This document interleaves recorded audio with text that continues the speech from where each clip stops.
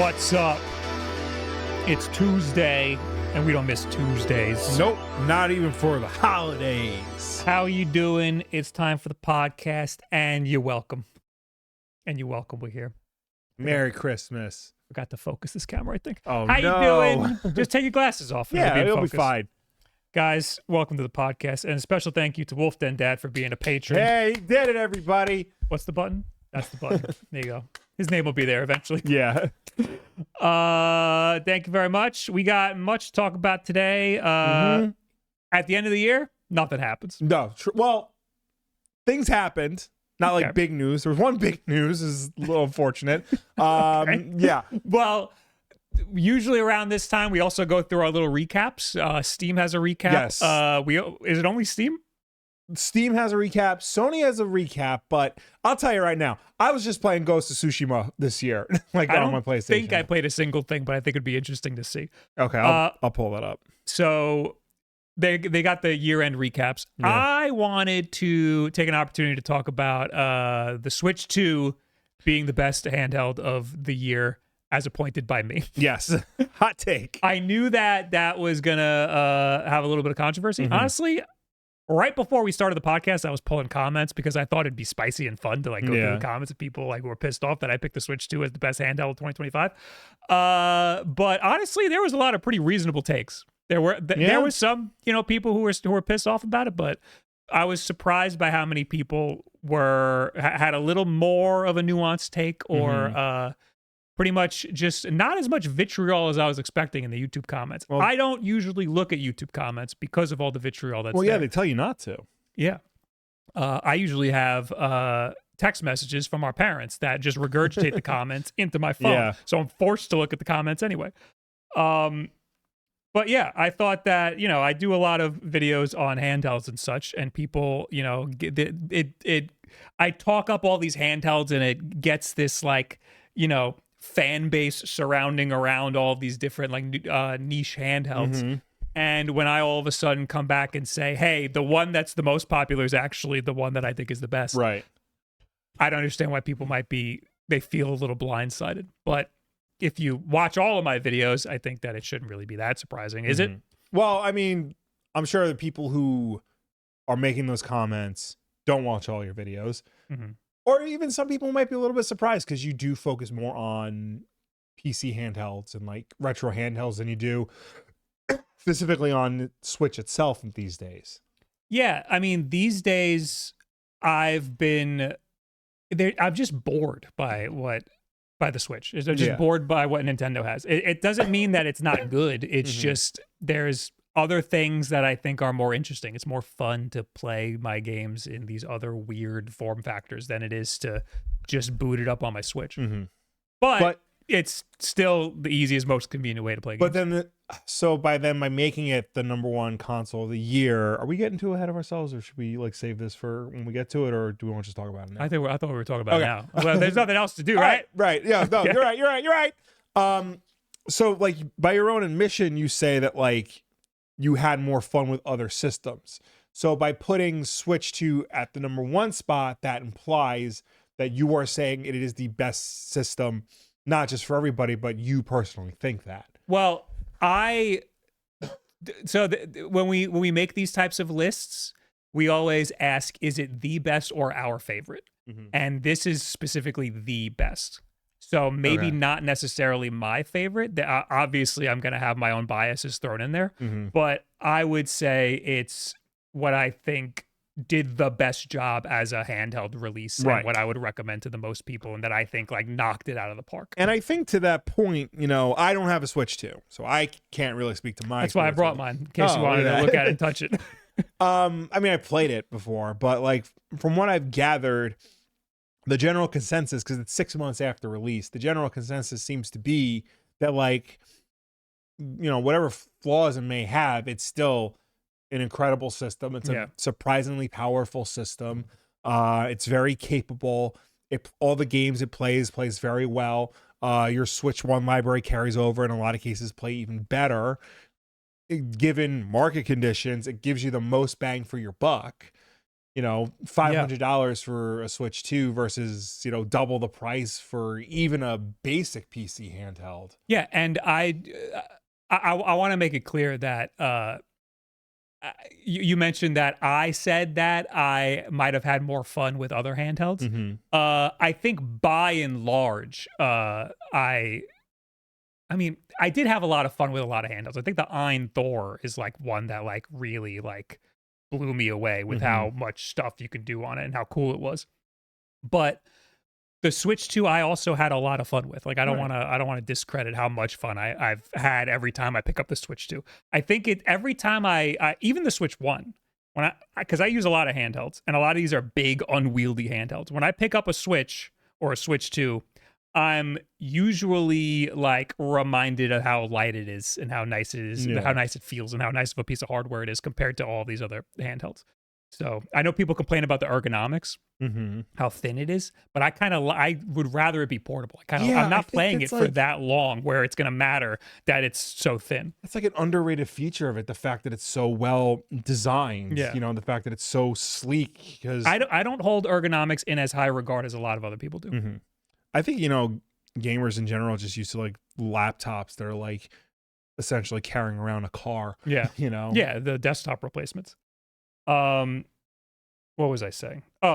Another insane feature of the Switch 2 is just how powerful it is. I know it's going to be like pretty dated maybe next year or the year after, but for the most part, you're playing games that are of equal quality to some PC handhelds out there, and it's a fraction of the price. Yeah, and so I think that is what makes it, I think, the best handheld. Given the recent situation with like, RAM price increases and GPU price increases and like storage price increases, like a lot of developers now need to target and are targeting lower spec devices. So the Switch 2 probably isn't going to be that outdated anytime soon, given the way things have been going. So. Well, I think it's just that these PC handheld manufacturers, even with the shortages, I mean, the prices are just going to get insane for these PC handhelds. Of course. But they have to, year after year, improve. They have no other choice. That's their only business model. Yeah. So there will be strides in technology, and Nintendo will have the same hardware for another like decade, 5 to 8 years. Yeah. So it will be outdated eventually. But right now, it's pretty great. Yeah. So I wanted to go through some comments from last week. I think I messed everything up here. Oh God. Oh no. Oh boy, I messed everything up real bad. Oh boy. Okay. I'm here. Hey everybody, it's Will. How's it going? How's everybody doing? Let's see, you got all your Christmas shopping done? I hope so. Am I on camera? I'm just assume I'm on camera. Hey everybody. While we're here, I'll focus this. Okay. How's everybody? We got Mr. Yorch on Twitch with 3 months of Prime. Take my pesos and give me access to the bonus episode. I think that's how that works. Link it to your Twitch account. Yeah, link your Discord to your Twitch account, and Bob's gone again. Okay. How's everybody doing over here? Hope you got all your Christmas shopping done. Oh, is that the only notification we got? Yeah. I completely forgot about notifications.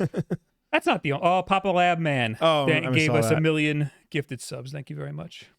And I can't see YouTube. YouTube's broken. I don't know. I don't think we got anything on YouTube. No, nobody gave us money on YouTube. YouTube, give us money. Not the audience. I mean, we mean YouTube, the company itself. Google, just give us money. You don't need it. Okay, so here's some comments that I got on my video.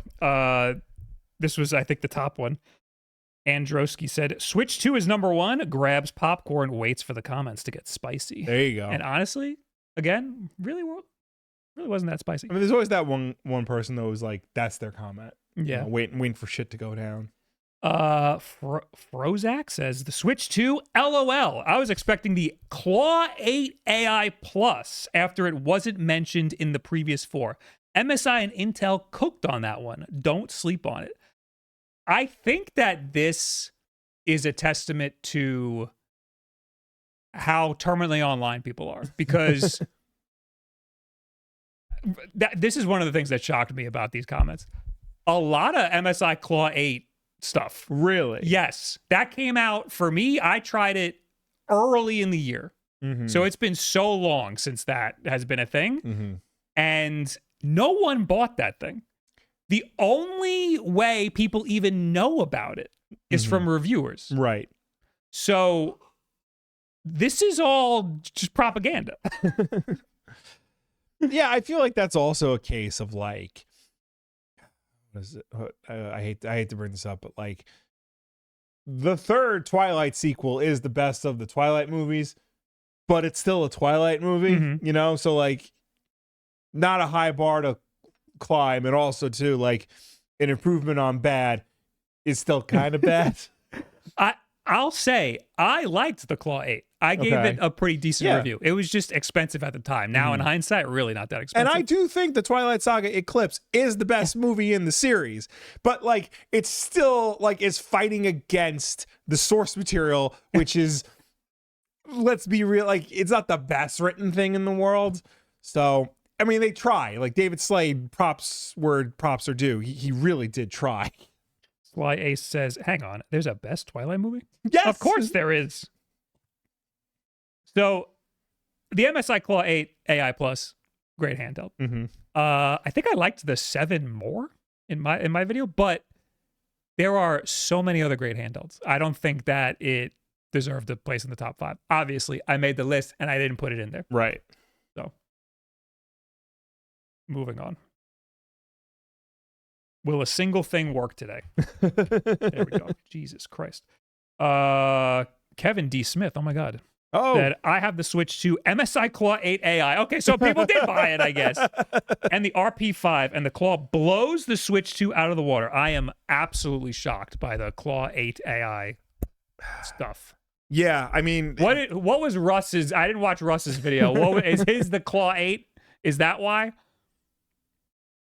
I mean, how much of an improvement does it have to be, like, for people to... The Claw 1 was horrible. Yeah, I know. But I will say the Claw 8 was a significantly better? Yeah. Okay.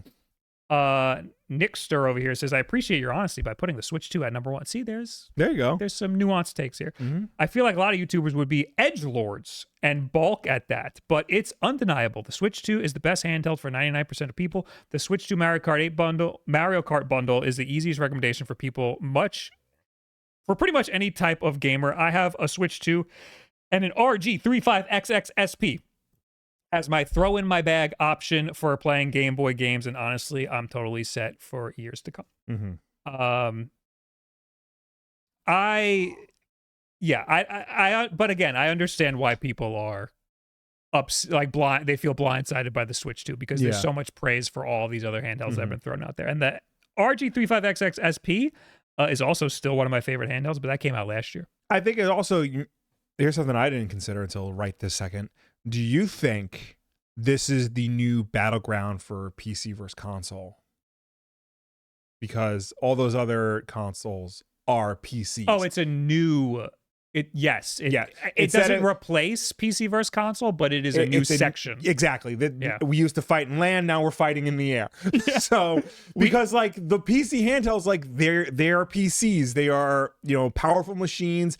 Each one is more powerful than the last. Yes. My PC handheld can't play this game, but your PC handheld can play this game and this game. And then you got the Switch over here with your Donkey Kongs and your Mario Karts and your Metroids and whatnot. We've fragmented, like Nintendo was the handheld company for decades, and then the Switch kind of got stale, so we started futzing around with all these other handhelds, and we've cultivated these communities of other handheld companies, and now the people within those communities are fighting each other. They're all infighting. Next we have Cruisin', who says Nintendo Switch 2 is a buy later, much later for me. In my opinion, Legion Go S, when it's on sale, and Steam Deck OLED, I don't care about its age, are the two worth looking at if you don't want a Switch or a Switch 2. That's reasonable. Yeah. I think, especially the Switch, the Steam Deck, for its price, you can't beat that to this day. But again, I think it's two different markets still. Yeah, the Switch 2, I think, you have to have games you want to play on it. Yeah. That's not I think it's great, but only if you're going to play some games on it. Like if you're not interested in the games that are on it right now, wait, you didn't buy it. So you're not interested in it right now. You're going to get it when the next Sonic Mania comes out. Yeah, exactly.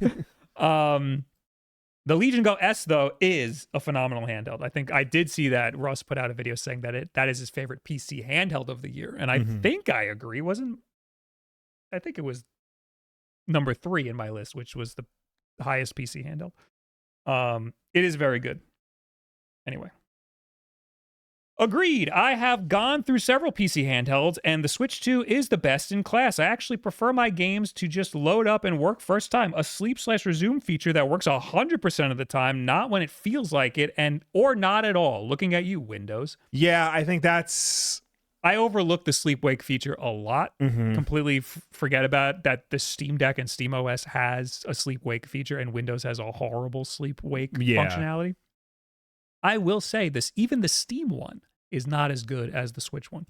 The Steam sleep wake feature takes a long time sometimes. Sometimes it just like takes a while to like warm up when it turns back on. No, I Switch agree. And the Switch 2, it's instantaneous. Another thing about the Steam Deck, I don't turn mine off ever, not because, I want like instant access. It's because I'm afraid to. Every time I shut it down and like turn it back on again, I don't know if it's going to turn on because you have to like hold the button for a certain amount of time. You got to wait for the beeps. You've had a lot of issues. I have, and I'm very trepidatious now. The thing with the Steam Deck is sometimes it requires an AC adapter to turn on. Like if it dies all of the way, you might need to like jump start it with an AC adapter. Yeah, but even like if I need to like do like a reboot or whatever, it's like that fear that like it's not going to start up again. I don't have that fear. Right, I know you don't. But like with the Switch, and I'm assuming the Switch 2, it's just like, yeah, turn me off, bro. Turn me on, bro. It's a kid's console. Yeah, exactly. So it's meant to be as easy as possible. I love the Switch. I have, and the Switch 2 looks amazing. I just don't really play many modern Nintendo games. I grew up playing Nintendo consoles, had a Wii, Wii U, the Switch, then the Switch. I've played Breath of the Wild, Tears of the Kingdom already, and the only other Nintendo exclusive I play is Smash Bros. Any other game I might want to get on it is cross-platform, so I'd rather get it on my Legion Go. So to me, even if it is objectively a better handheld, it doesn't do what I want it to do, so my OG Legion Go is enough for me. Again, perfectly reasonable take. The Switch 2 is only worth it if there's games on it you want to play, and if you're playing games on your Switch 1 perfectly fine, you're playing Smash Bros. And that's all you need, and you got a Legion Go already, you're set up. Yeah. You don't need to buy the new greatest thing every time. It might not be the greatest to you because your qualms don't call for it. Yeah, you're never satisfied. For me, the Switch 2 has completely taken over any of my other handhelds. The battery life is amazing for a device that can play games as well as it can. That's another thing, it's the battery life. The battery life is very good. The battery life isn't even really that good if you put it in perspective, but it is good compared to PC handhelds and even the Switch 1. What is the battery life? It's about the same as the like OLED Switch. Okay, so like 3 to 5 hours depending on... Yeah, it might be even a little lower than that, but considering it's basically a PC. I mean, handheld. we grew up, handhelds would get like 40 hours. Yeah, we would charge our Nokia once a week. Nintendo have so much money, they just buy any popular handheld reviewer. Of course. Where's that check? They don't bother gaining reputation. Every kid wants their sequels or sequels of consoles. And yes, you can say that the Switch 2 price is lower than Ein or Lenovo handhelds. It's not lower than the Ein. But you'll spend more money buying Nintendo games. Still people assuming that Nintendo is giving me money or has ever given me money. I'm surprised. I mean, I'm not surprised, but like, I've been in the game long enough where like every year, people will accuse a top video game site or like an independent reviewer being paid off by, Nintendo or Sony or EA or Activision or whatnot. And it's just like, it's demonstrably not true. Well, so yes. There's a difference between like, yes, accepting ad support from a particular game, like this video sponsored by, whatever. But like, it's another thing entirely to say like, you're being paid by the company to like give these games good reviews and whatnot. Yeah. Unfortunately, the way that it works these days is you just have to find a reviewer that you trust and align with. Yes. We will tell you when we're selling out. Like, to be clear. Oh, I mean, I do. Yeah. But also because it's not only because it's legally required, but because the relationship that we have with the viewer is sacred. So you want to put everything out there so that they know that they can trust you and what you're saying. Unfortunately, I think that there is not enough scrutiny for certain sponsorships and stuff, because there are plenty of people who are doing sponsorships and not disclosing it. Yeah. And that is definitely an FTC violation. The FTC does absolutely fucking nothing about it. There was a recent case, somebody put it in our Discord, an Australian YouTuber who works for some sort of outlet. Do you know what I'm talking about? Was this a couple of years ago with like the Warner Brothers? No, this was like a month ago. Oh, no. I don't know this. And I think it had to do with the ROG Ally and the Lenovo Legion Go. He had his own YouTube channel, and he also worked for some outlet. And he personally did sponsorships for these handhelds. Okay. And then did reviews on the outlet and gave it like a really good review. And then the Australian news did a hit piece on him for doing that. So like it was like a whole big scandal thing. Oh, bugger. So the moral of the story is you just have to trust who you're. Yes. You unfortunately you have to do your own come to your own conclusions and align yourself with whatever reviewer you think is being the most trustworthy, because not everybody is, but it is on you to decide who you'd like to align with. And be careful of Australians. Yes. Because you never know with them. Yeah. The Switch 2 being number one is a tragedy, not because it doesn't deserve to be there, but because I am too stubborn to fork over that much money for games. That's another thing. A theme here is in the video, I say a lot of people aren't going to like the Switch 2 because you're locked into Nintendo's ecosystem. But a lot of people are saying it's not just that, it's that the games are expensive. Okay, but games are expensive on PC handhelds as well. Games are expensive. Period.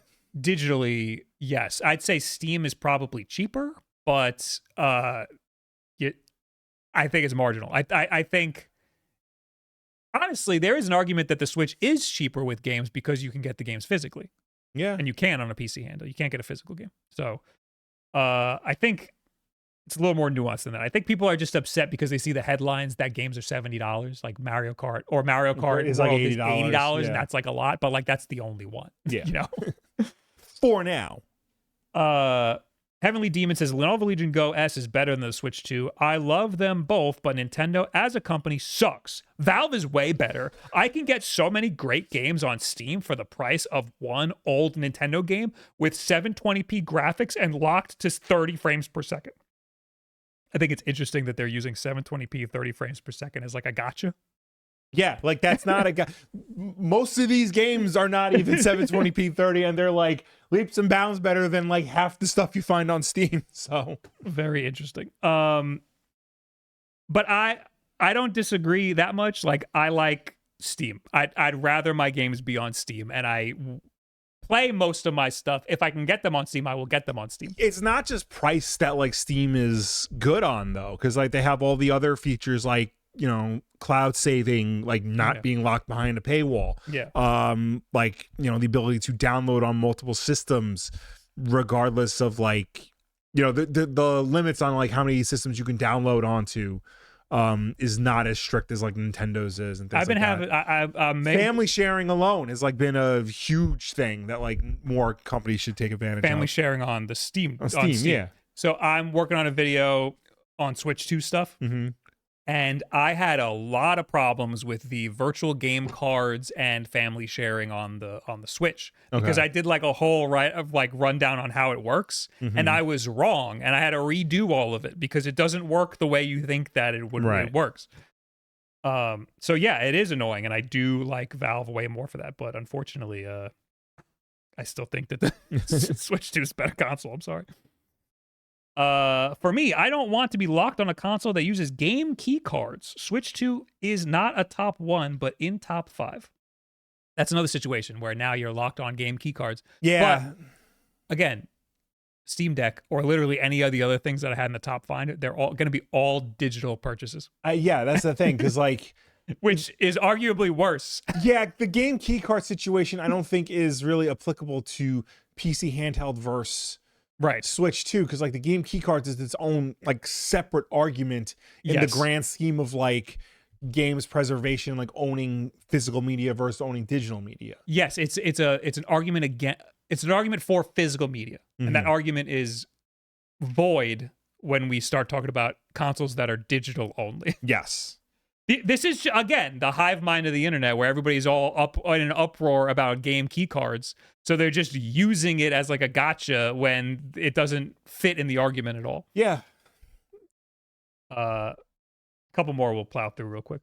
Buying $1,300 price range device just to install a Steam OS when the Steam Deck is so much cheaper, even in its higher model. Oh, this is talking about how Lenovo Legion Go S was in there. There's no Steam. The Steam hardware didn't come out this year. Yeah. So that doesn't make it in the list. I'm sorry. Getting to the number 1, though, was a hard one for someone switching over to the Steam Deck this year after refusing to get a Switch 2, which is a higher price range than the lowest tier Steam Deck LCD, and when you can emulate Switch games for cheaper price, too. You don't even own the games on Switch, too. Very disappointed in number 1 pick, actually. Okay, 1, stay tuned to the end of the show when we talk about the lowest price Steam Deck, because there's news on that. And number 2, not everybody emulates Switch games. Like, why is that always an argument? Because it's also theft. It's I'm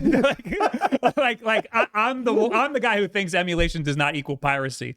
But in the context here, you're basically saying you can take the game. You don't need a Switch because you can steal the game and play it on your Steam Deck. If you line up 10 people who play video games in a row and ask them where you play your Switch games on, 9 of them are going to say the Switch, and 1 smartass is going to say something else. And the reason why the 9 people say the Switch is because you get the Switch, you download the game where you put the card in the Switch, and then you play it. The smartass is going to be like, well, no, it's easy. What you do is you download it, then you connect your Switch to the PC, and then you run this program, and then this program, and then you reboot your system 6 times. And that's fine. Yeah. You should be able to do that. Yes. It's just my issue here is that the argument is you can emulate Switch games for a cheaper price too, meaning you can just download them and play them on a completely separate console. And that is just theft.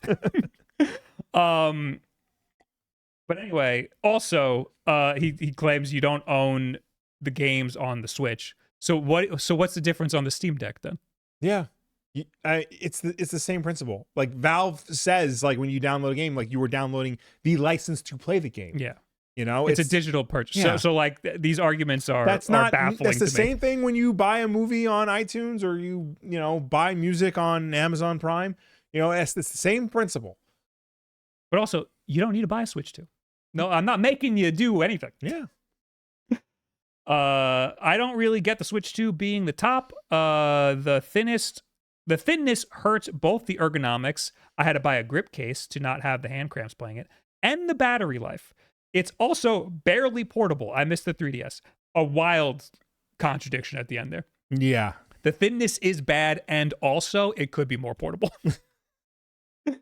But I mean, there's claiming the thinness hurts the battery life when it has like among the best battery life of any PC handheld. Yeah, and I think I sort of understand the portability thing because it's still big. You compare it to the handhelds of yore, and like those are definitely smaller than the Switch. It's big. System. It's big. It's big in comparison. Yes. In terms of like the modern mainstream handhelds, I'm not talking about like the Ion Neos or the Anbernics or the Retroids and whatnot. Like the mainstream handhelds, it's definitely the most portable. It is sleek. Yeah. Compared to all of these other monstrosities. Mm-hmm. Like these other guys are thick. Yeah. And I don't love that. So I did this in like backwards order. The first ones that I talked about were like the ones that came out right when the video came out. And now we're getting to ones that are a little more recent, these comments. So as you get further away from release, you get more of like the dregs of YouTube. Got it. So now we're getting more people who are like vehemently disagreeing with yes. As a Switch 2 owner, I don't think it deserves to be on this list.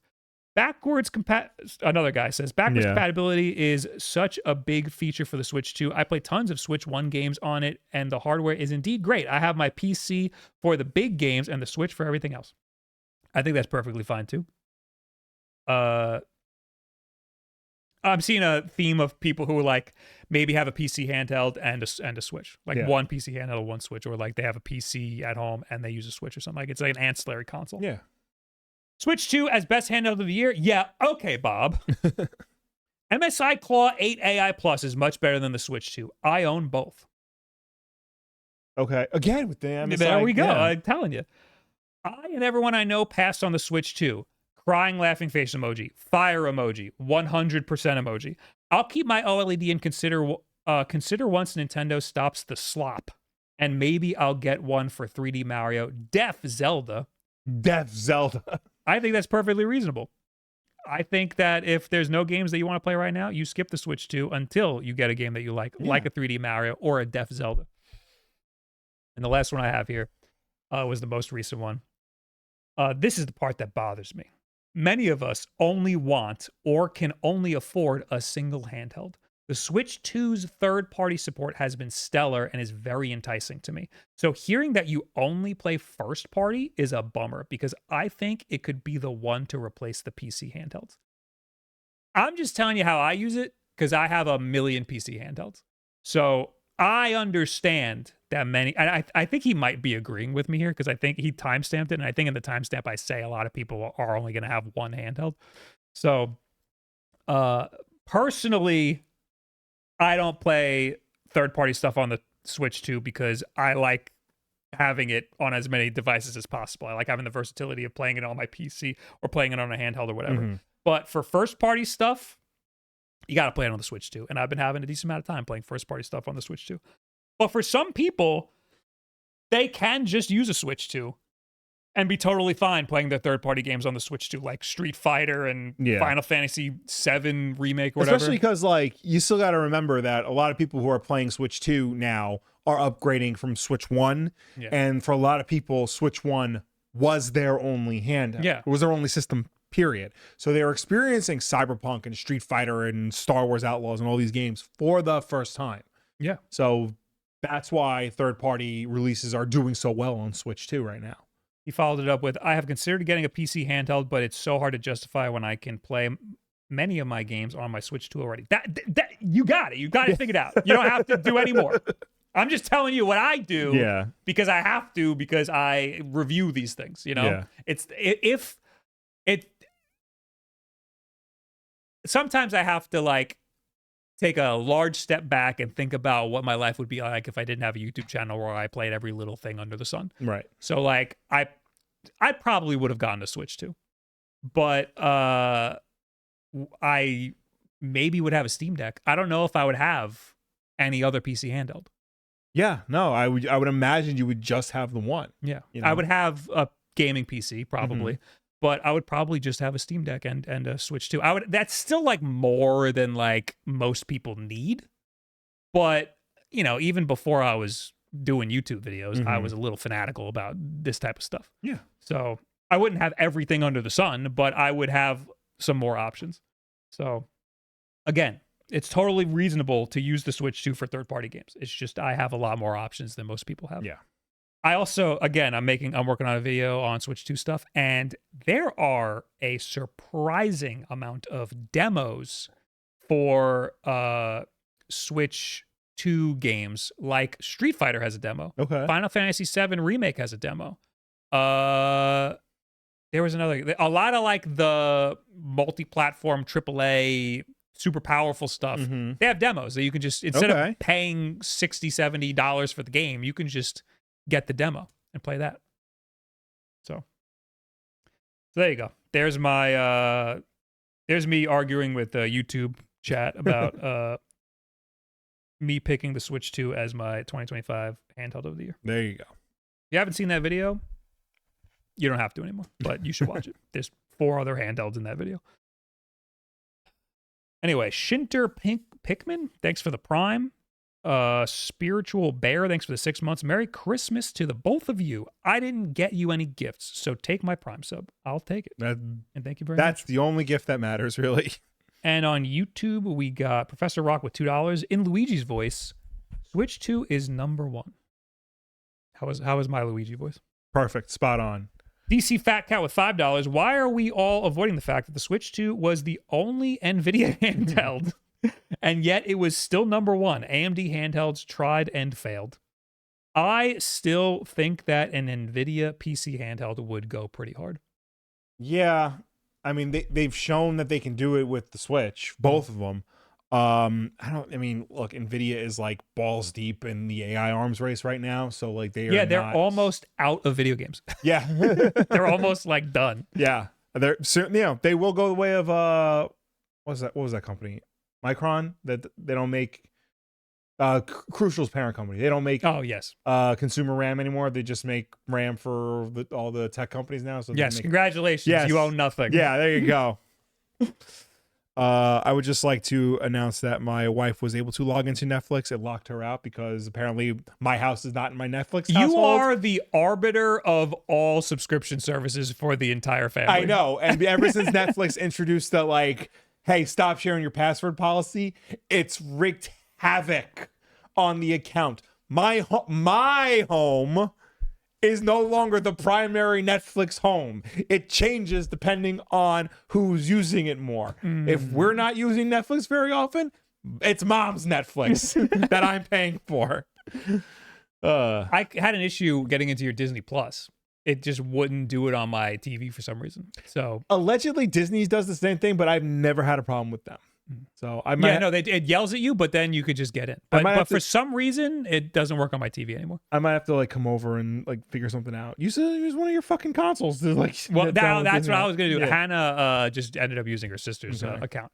But do you have it where you get ads on Disney Plus? So my Disney Plus is ad free still. Okay. Yeah. So maybe I will just use a console because Hannah's sister's is got the ads. Mm-hmm.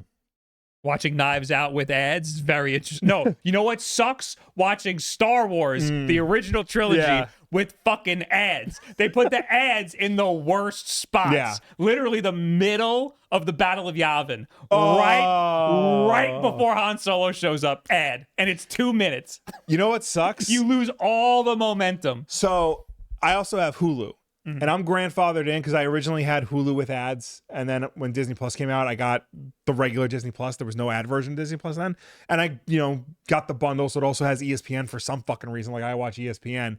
But I have Hulu with ads and Disney Plus with no ads.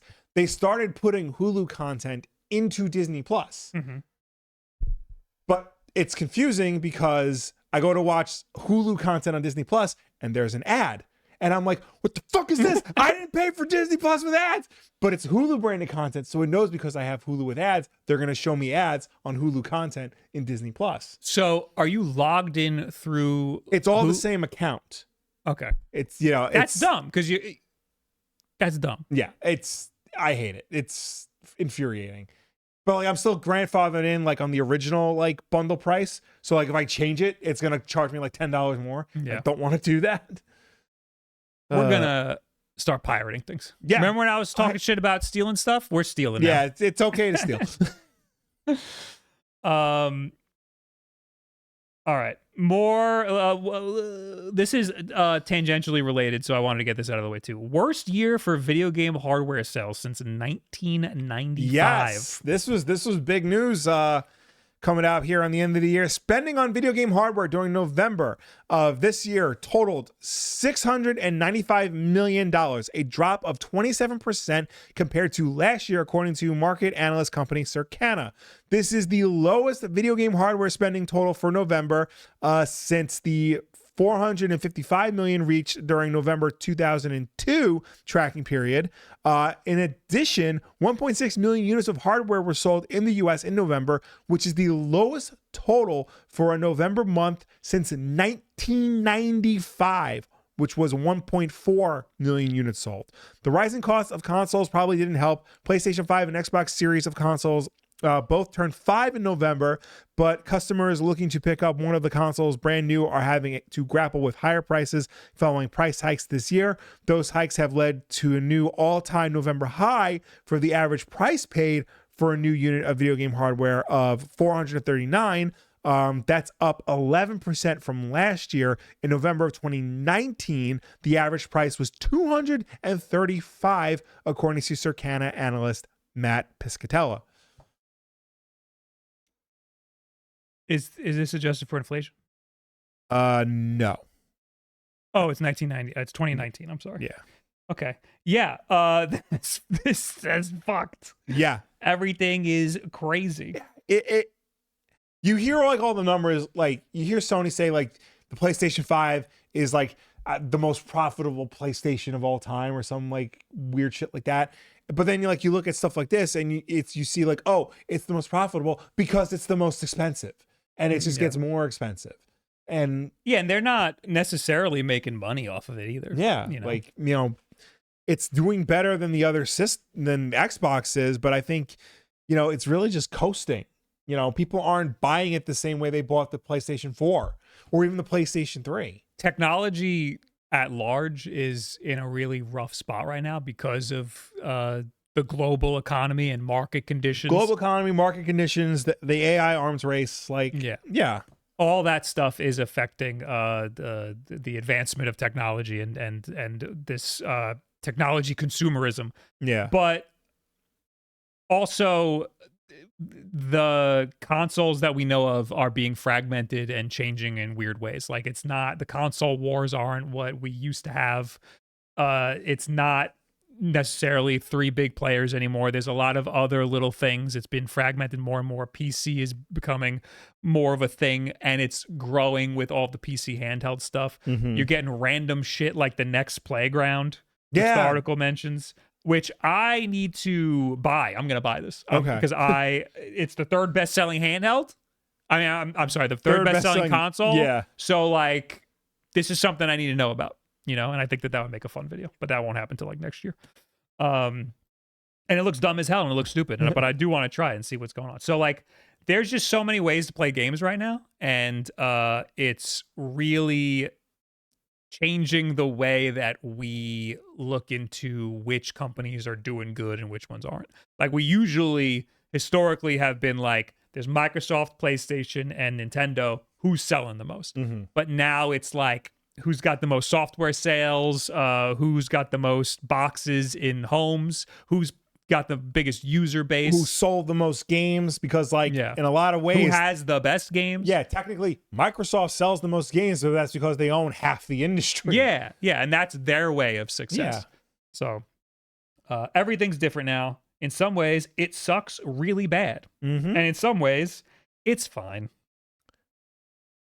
My wife was watching Abbott Elementary yesterday, and there was a part where one of the teachers is trying to connect with the youths, and he says something like, "Anyone get the Switch too?" And they're all looking at him like, "Why are you trying to talk to us?" And he goes, "Yeah, whatever. The GameCube was better anyway." And I had to explain to my wife that technically the Switch 2 is a better system, but the GameCube was such a vibe back in when we were in high school. It can't compete to what the Switch 2 can't compete to what the GameCube offered back then. Yeah.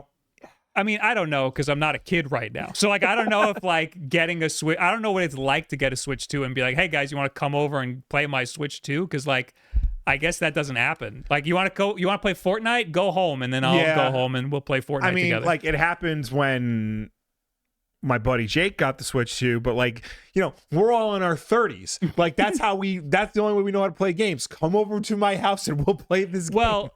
Yeah, but back in the day when somebody got a GameCube, it was holy shit. Yeah. Timmy got a GameCube. Yeah. We're all going to Timmy's house.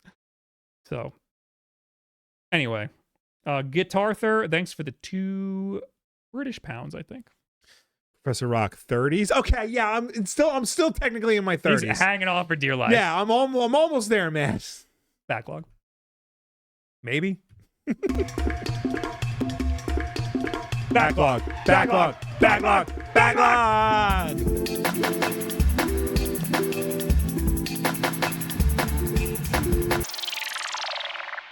Hey guys, backlog time. The Backlog is a segment of Wulff Den podcast where we go through our entire video game collection, a collection that consists of over 1,053 games. Added one because I found one just now that wasn't in the backlog already. 1,053 games to go through this collection and pick a game random and talk about it, regardless of whether or not we've played it. 505. 505. Is it Halo? No. It is John Woo presents Stranglehold for the PC. Oh, for the PC? We have it. No, it's a physical copy. We have it. Okay. I also have it on PS3, I think. So that's definitely here. Yes, we can actually show you that we own the games we talk about. All right. You got it? Did you say PS3? I think we have it on the PS3 as well. Yeah. So check over there. You check for it. I'm going to tell people. Before we talk about John Woo presents Stranglehold, we're going to talk about the movie that this is a sequel to, Hard Boiled. It was released in the early 90s as a Hong Kong action movie directed by John Woo, starring Chow Yun-fat, who reprises his role as Inspector Tequila in the game. It is genuinely one of the greatest action movies ever made. I have never seen it. Dude, fucking. And I've played that for all of like 2 seconds. Dude, you gotta watch Hard Boiled. It is so cool. It is so much fun. I have never seen, well, when I saw it, like I had never seen an action movie go so hard over everything. There's a shootout in the hospital at the end of the movie that's like 5 minutes long and it's all one take. There's a warehouse shootout that's incredible. A guy gets run over by a motorcycle and a truck. I mean, I've seen parts. I know what all the hype's about. My wife was doing like one of those fucking New York Times like games or whatever, and like Hard Boiled came on, and I'm like trying to explain to her how cool Hard Boiled is, and it's just definitely one of those like, oh God, who did I marry type situations. But yes, so the John Woo is an action movie star. John Woo is an action movie director. Oh, okay. So this guy is not John Woo? No, that guy is Chow Yun-fat. Oh, yes. Okay, yes. You just explained that. John Woo is the director. Hard Boiled, The Killer, Hard Target, Face Off with Nicolas Cage and John Travolta, Mission Impossible 2. So hold on. So these are action movies. Yes. So Stranglehold, the game, is an action game. It is basically Max Payne. Yeah. It is. You are shooting and you're doing the slow motion, and it looks pretty much one-to-one with Max Payne 3, I would say. Well, yeah, because this was PS3 360. Max Payne 3 was PS3 360. So it's like that era. But you do the same sort of like bullet time movement. Yeah. It's third person. You're jumping around. It's one of those things where, Max Payne 1 and 2 took explicit reference from John Woo movies. The two guns diving through the air, that's taken from Hard Boiled.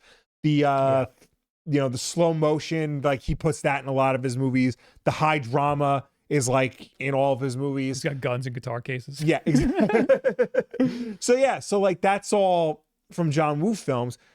And then like it's one of those things where like John Woo comes over and he's like, oh yeah, I can just do that in games too. But like the original feels like the imitator now because another video game did it first and arguably better. Yeah. So this is not a movie, right? This is just a game? No, this is a video game sequel to the movie. Right. There is no movie sequel to Hard Boiled. There's a lot of cool environmental stuff. He's swinging on like some bell thing here. Earlier, there was footage of him sliding on a one of those a push cart. Yeah. There's a lot of stuff like that, and that's part of like the gun fu in like the movies. And stuff. And it's To be fair to the game, like it is fun, doing all that stuff because you can go into like it has like its own version of bullet time where like you mow down everybody on screen. Like it's almost like an instant kill type deal. It does like the kill cam with the bullet following the last target or like specific sniper or stuff. You can slide down rails like you can in the game, in the movie, and all that sort of stuff. I think the problem is it wears out its welcome fairly quickly because like unlike Max Payne or similar games, like those games find new ways to keep the moment-to-moment gameplay interesting. This unfortunately doesn't. The levels are very samey. The story isn't as engaging as it would be if it was just a 2-hour movie. Instead, it's like an 8-hour video game that like just drags everything on for much longer than its really worth doing. It's a lot of shooting galleries. Yeah. And like people come at you and then you just hit the bullet time button and you shoot them in the head. Yeah. I mean, there is fun to be had in it. It's There's the doves. There's doves. Yes, that's how you know it's John Woo authentic because of the doves. But yeah, I just don't know. I just don't know if I could I don't know if I can recommend it as like a video game on its own. I think if you're a fan of John Woo's filmography, then yeah, absolutely check it out. It is available on GOG. I didn't see it on Steam, but it is on sale $5. It's often on sale on GOG for like $5. I think GOG is like the only store that carries it right now. I feel like it's a hard one to recommend because it's not like one of the greatest games in the world. But if you like Max Payne and you haven't tried it, it's $5. Yeah. So it's hard to find because like it's a Midway game, and this is like one of the last games Midway put out before they went out of business and got bought by Warner Brothers. Okay. So it's not like it's readily available anywhere. It is, I think there's like a lot of licensing issues with it because it's John Woo and like his production company and stuff. They call the bullet time in this Tequila Time because his name is Inspector Tequila. Very, very, very good. There is a version of Stranglehold for the PS3 specifically. It's like the collector's edition for the PS3. It comes with Hard Boiled the movie to watch, but it's not like on Blu-ray. It's on a PlayStation 3 Blu-ray. So in order to watch Hard Boiled, you can only play it in the PlayStation 3. Oh, that's so stupid. So much. That's so dumb. And Hard Boiled is like one of those movies that like it's not easy to find. It used to be in the Criterion collection, but it's not anymore. It's like one of those like specialty import labels now that put it out. But like now it's out of print. Now it goes for a lot of money. So again, piracy is okay if you can't find it. I mean, that's a reasonable excuse for some piracy. And you should honestly watch Hard Boiled. It's incredible. It's so much fun. I think I still have my copy from college if you want to, if I can find it. So there you go. Check out Hard Boiled by John Woo. Or Hard Boiled. And then maybe Stranglehold, the game. Guys, we're going to continue our podcast. Thanks for watching the Backlog. Watch more Backlog episodes. Yeah. They're on Wulff Den Clips now. Yes. So check us out over there. And goodbye. Bye. Someone in YouTube chat said, crazy idea. Why don't you just pick a random game from the shelf?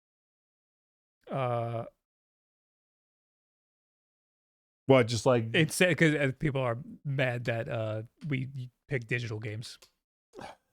First of all, like most of our library is digital, unfortunately. Yeah, that's just the way of the world. Yeah. Second of all, what should I do? Like throw a dart? Should I blindfold myself and walk around and whatever I bump into, we just pick? Anyway, moving on. Battlefield 6 outsells Black Ops 7. I'm not surprised at all. I mean, in the grand context of things, it is actually very surprising. Call of Duty Black Ops 7 launched last month to become the best-selling game of November in the U.S. by dollar sales.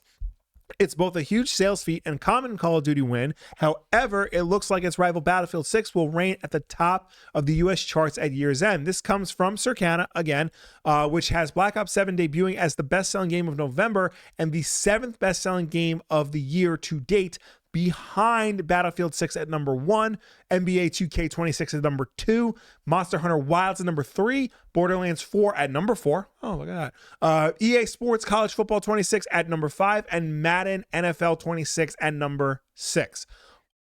Now, I don't want to give Call of Duty any praise, right? Because it's kind of a flop, but 7th best-selling game year to date when it just came out and the year's over, I think is like still kind of crazy. Well, I think it's important to note that Call of Duty traditionally, it comes out in November. And it's one of the best-selling games, yeah. It's the best-selling game of the year.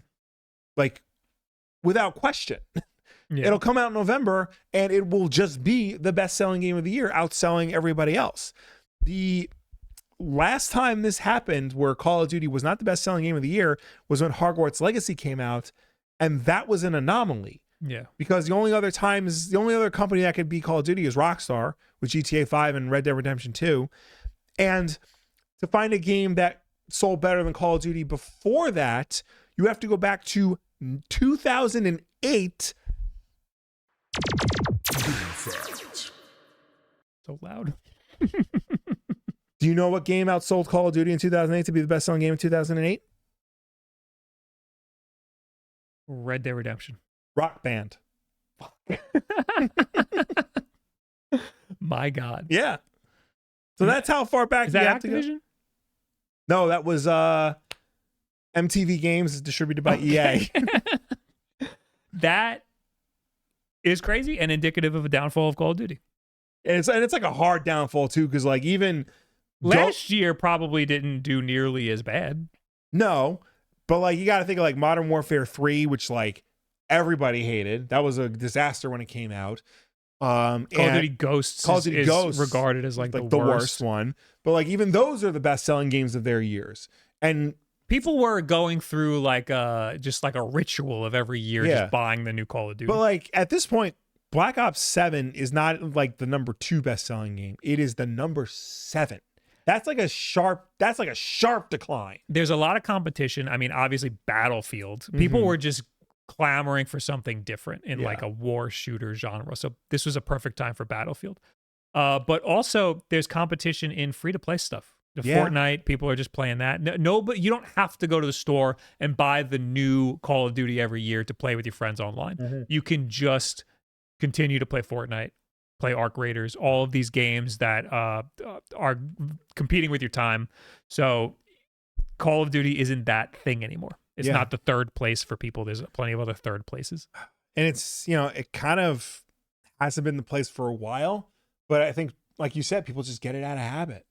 So it's been falling off, but the past couple of years, they've still maintained that ritual of people wanting to buy the new Call of Duty for some reason. I do think also too, and the article kind of touches upon it, like, did adding Call of Duty to Game Pass really affect sales of it? Because if you can get Game Pass on PC and Xbox, you have to get the most expensive version of Game Pass now to play it. But like, I think, $30 versus $70 for a new game, maybe you just want to, instead of the people who normally buy Call of Duty, maybe saw $30 a month instead of $70, bought it, said, okay, I'm done, and then cancel their subscription again. So my argument has always been there's got to be some data that Microsoft has to tell whether or not it's more worth it for them to sell Game Pass subscriptions than it would be to sell a game piecemeal on its own. But Call of Duty is an interesting case because it has fallen off over the past couple of years. And I think this isn't we don't have hard numbers on this, but this seems to me like less of a case of people deciding to buy the Game Pass version and more of a case of people just don't want to play Call of Duty at all. Me, if I wanted to play Call of Duty, I would have played the Game Pass version. Yeah. Because it's cheaper for me. I would just buy Game Pass for the month and play it and see because I'm only going to play it for a little bit. I did not even do that. I have not touched Call of Duty. I played every Call of Duty for the past couple of years just to like go on the online and see what's different. I haven't done that at all because I'm not interested at all. I also think too, like, and I did play Battlefield. I did not play Call of Duty, but I did play Battlefield. Yeah, I think that's indicative of like what a lot of people are doing. I think also too, Call of Duty is one of the last first-person shooters that does both single player and multiplayer. I know, like, we talk about this all the time, like, you don't think the single player is that big of a deal anymore, but I think for a lot of people it is. And for a lot of people who only play Call of Duty single player, $70 is not worth it. It is definitely a $30 single player campaign. Yeah. So that's definitely the better value for them. They pay their $30, they beat it in a weekend, and they're like, all right, I'm ready to move on. Yeah, we need a massive overhaul with Call of Duty and how they're doing things. Hopefully the year off that they're taking will do good for them. Supposedly. Because we still don't know if it's a year off or if they're alternating franchises. Especially because, this was under the old regime, but Modern Warfare 3, the most recent one, was supposed to be an off year. That was supposed to just be an expansion pack. Yeah, and it shows. Yeah. All right. Another tangential relation. Vince Sampanella, the guy who the co-creator of Call of Duty, co-creator of Call of Duty, and he worked on Battlefield 6. Yes, he's part of the reason why Battlefield 6 had a huge success. He unfortunately died yesterday. Sunday. I was at my computer. I had Twitter open, and it just went nuts. Yeah. Video game developer Vince Zampella, whose studios have created several of the world's best-selling games, was killed Sunday afternoon in a Ferrari crash on Southern California's Angels Crest Highway. Zampella, an acclaimed figure in the video game industry, is the head of Respawn Entertainment. He is the former CEO of the video game developers Infinity Ward, the studio behind the successful Call of Duty franchise. The single car crash was reported at about 12:54 p.m. on the scenic road of Los Angeles and San Gabriel Mountains. The southbound car veered off the road, hit a concrete barrier, and a passenger was ejected. According to California Highway Patrol. Zampella, 55 years old, co-founded the Chatsworth-based Respawn Entertainment in 2010. Passenger was ejected? Yeah. I thought he was alone. It was a single car crash. Oh, single car. Okay. Yeah. Co-founded Respawn Entertainment in 2010. The studio was acquired by EA in 2017. Respawn Entertainment is best known for video games Titanfall, Titanfall 2, Apex Legends, and Star Wars Jedi Fallen Order. Zampella also led the EA studio team based in Playa Vista behind the Battlefield video game franchise. He started Call of Duty and then moved on to do bigger and better things too. Yeah. He first worked on Medal of Honor, Allied Assault, and then with Jason West left to form Infinity Ward, worked on the first few Call of Duties before getting ousted in like a terrible like power grab between them and Activision, and then formed Respawn, and then went on to make arguably the only good games EA was putting out at the time. Yeah. Yeah, everything good EA has done in the past like 2 decades. he's like been a part of Titanfall, the Jedi Fallen Order games, Apex Legends. That was a huge success. Yeah. Over there. Yeah, and it sucks that like somebody so talented and still clearly had more to do, just like it's gone like that. Yeah. Don't speed in your supercars.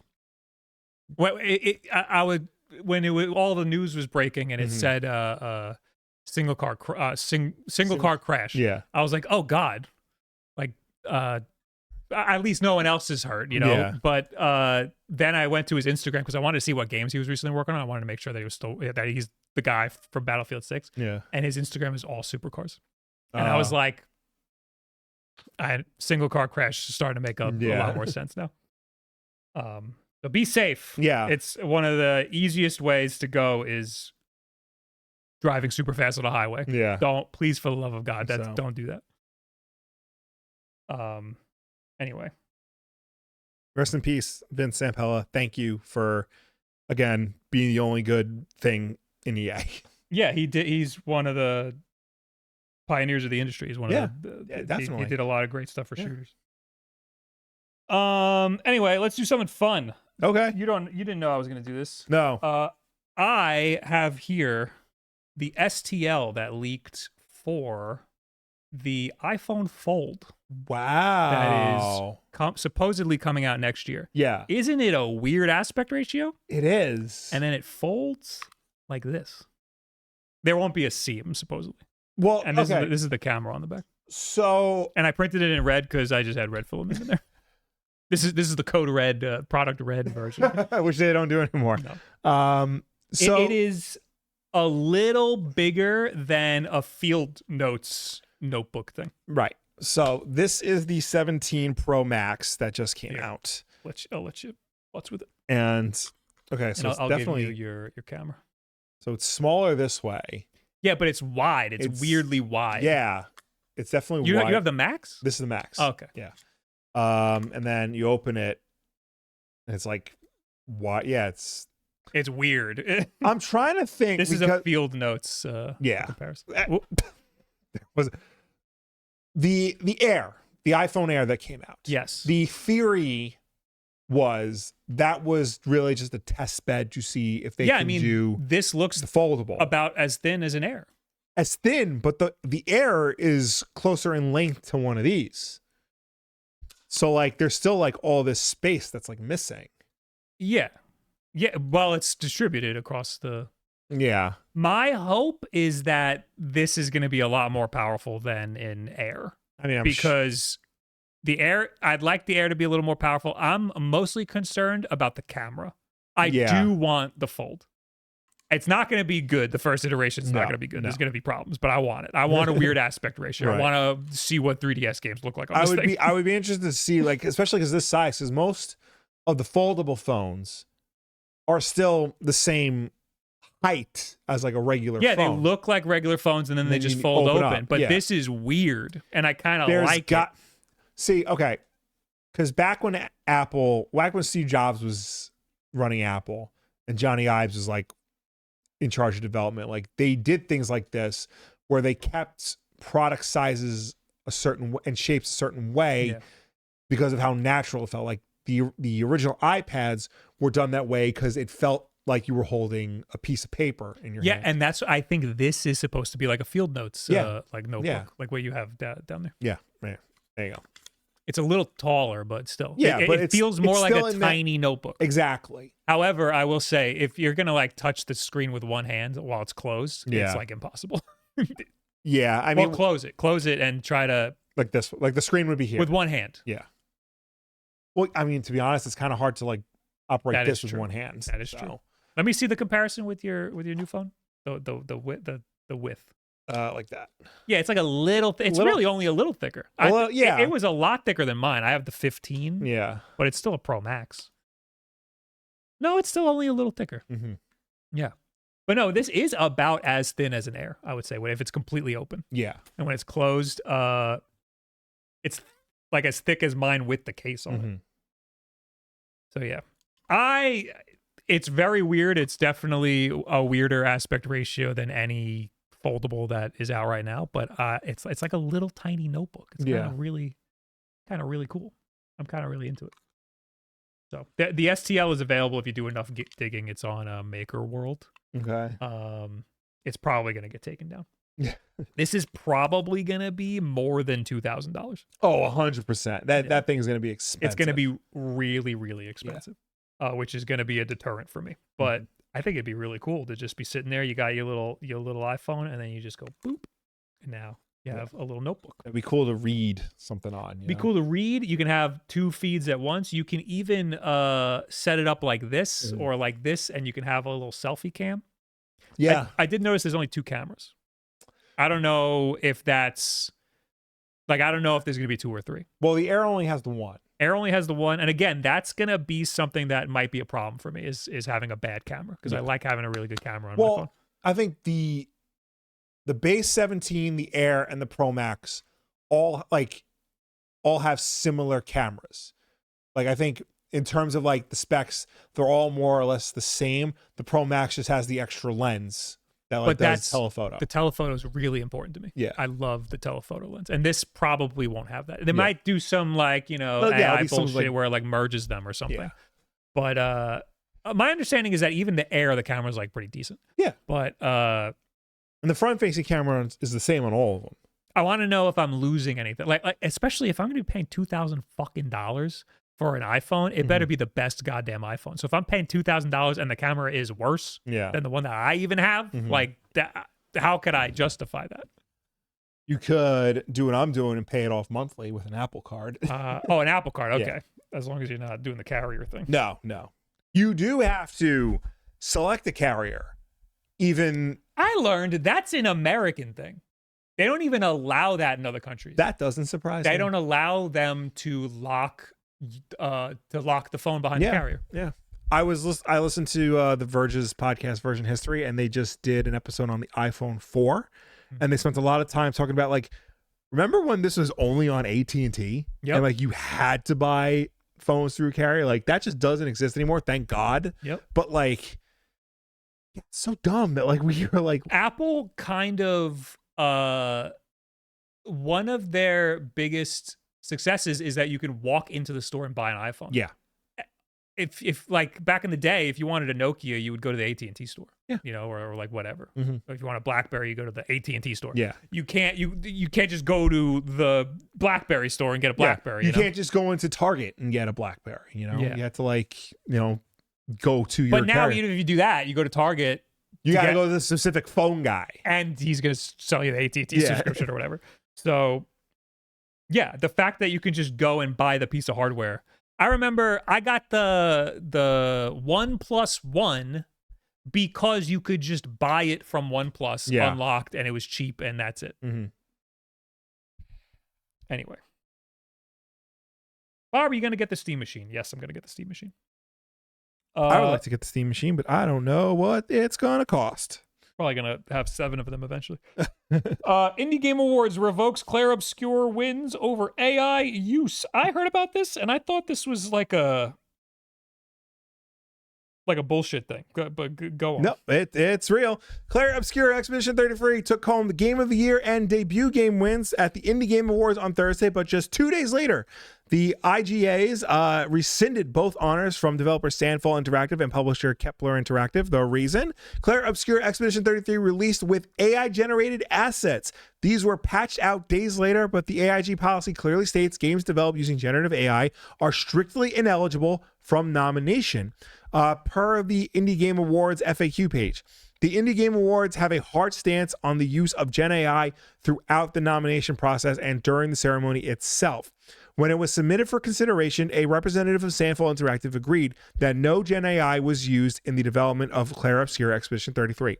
In light of Sandfall Interactive confirming the use of Gen AI art in production on the day of the Indie Game Awards 2025 premiere, this does disqualify Clair Obscur Expedition 33 from its nomination. While the assets in question were patched out and it is a wonderful game, it does go against the regulations we have in place. As a result, the IGA's nomination committee has agreed to officially retract both the debut game and Game of the Year awards. That's crazy. I thought that they reinstated it or something, but I guess not. No. Or this was some like bullshit indie game award, but it is. No, it is the Indie Game Awards. It's actually, this is a pretty big deal. So instead, Game of the Year was awarded to Blueprints, and debut game went to Sorry We're Closed. That's crazy because Blueprints wasn't in the video game awards at all. Well, we talked about it was nominated for one category. Yeah, we talked about this. Like Blueprints, like it can't easily be translated like to other languages for other countries, and the Game Awards is like an international voting committee. I think the Indie Game Awards is not. Yeah. So that stands to reason that like it had a better chance of getting nominated for Game of the Year. But that said, good on the Indie Game Awards for taking such a hard stance on this. I appreciate the hard stance. Yes. I will say I forgive Expedition 33 because they were placeholders and they're all gone. There's no AI use in the game anymore. And it is, I mean, it's a hard argument because it is an indie game, even though it costs millions of dollars and there were a lot of people that worked on it. But it is a lot of Unreal Engine asset flips. But you know, it shouldn't be a hard argument because, like, why are you AI generating concept art to begin with? You're a video game developer. You hire people to do that. Well, okay, so we can get into the concept art argument, but it seems like their excuse is that it's textures that were placeholders, and that I think that's pretty broad, and that could be anything. It's a texture. It could be just grass. You know. According to Sandfall, the studio states that it was contacted. It was in contact with El Paris on April 25th, 3 months prior to publication. Sandfall Interactive indicated that it had used a limited number of pre-existing assets, notably 3D assets sourced from Unreal Engine Marketplace. None of these assets were created using AI. Sandfall Interactive further clarifies that there is no generative AI assets in the game. When the first AI tools became available in 2022, some members of the team briefly experimented with them to generate temporary placeholder textures. Upon release, instances of placeholder textures were removed within 5 days to be replaced with the correct textures that had always been intended for release but were missed during QA process. That's the information that I saw prior to reading this article. So I kind of agree with both sides here. I think that they should have been taken away from the Indie Game Awards. If the Indie Game Awards wants to make a hard stance on AI use, I think that's totally fine. I also think Clair Obscur deserves a little bit of forgiveness from players at large for removing all the AI use without even being reprimanded. Like they've removed it on their own, you know? See, I'm fully radicalized. I know you are. I don't care. Because like, to me, there has to be this sort of hard stance against the use of generative AI, not just in video games, but in all forms of media and business as well. Because when you start making excuses for like little things here and there, you start making excuses and allowing for the bigger things in general. But the issue with that's the slippery slope I don't want to fall down. There is a huge issue with that, and it's that the line is not clear. There is no clear line. I mean, it's clear to me, and I think it's clear to most people, because you're seeing, you know, we see this. It's clear because you just label it AI, but there's things that are a little more obscure. Like what?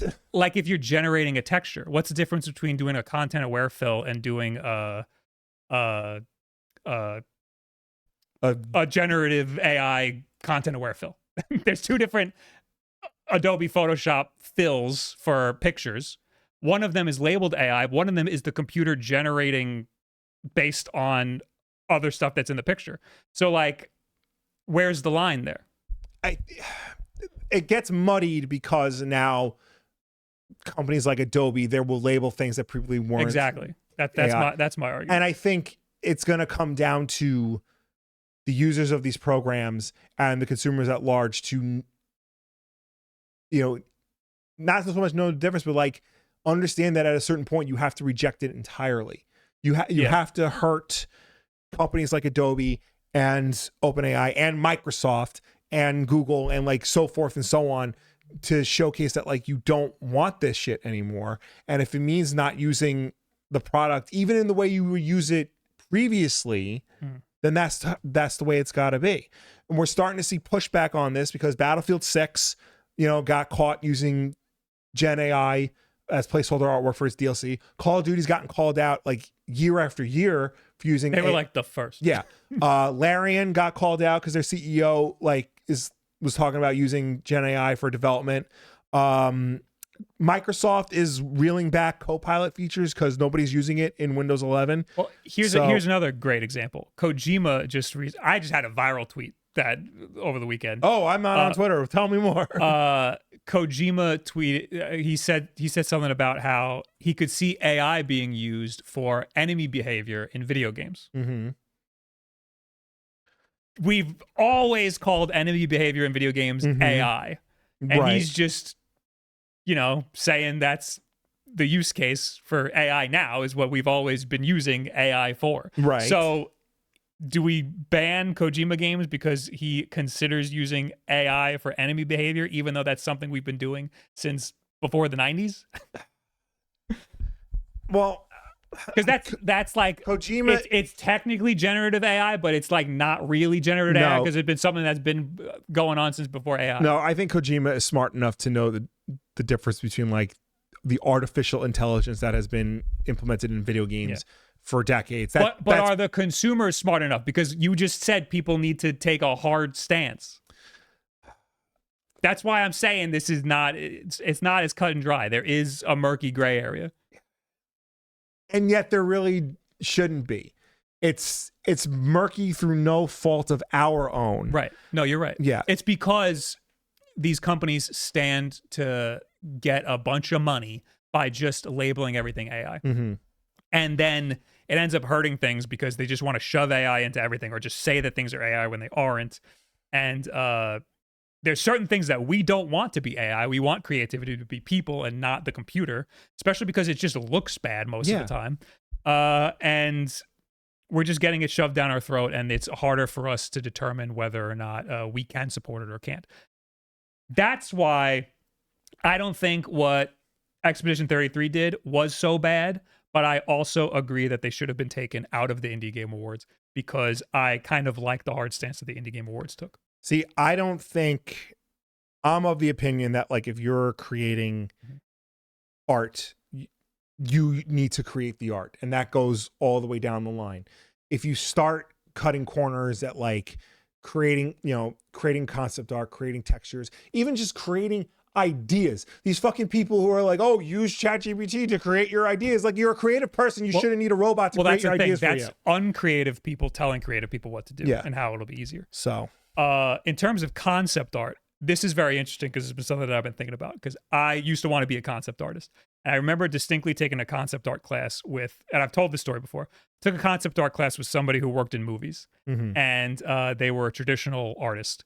And all concept art and video games and stuff it's been digital art for a long time because they just gotta they're firing out hundreds of drawings all day. And some people at the time thought that digital art was cheating because it's not paint. You know, but like really, it's not like the computer does it for you. You're still painting. You're just doing it on a computer. You're not doing it on a canvas. So that's already, people thought that was cheating. But I remember I brought into class my Assassin's Creed concept art book, and I showed the teacher because I thought Assassin's Creed Black Flag had beautiful concept art. It looked like Renaissance paintings and stuff. He's like, oh my God, these are beautiful.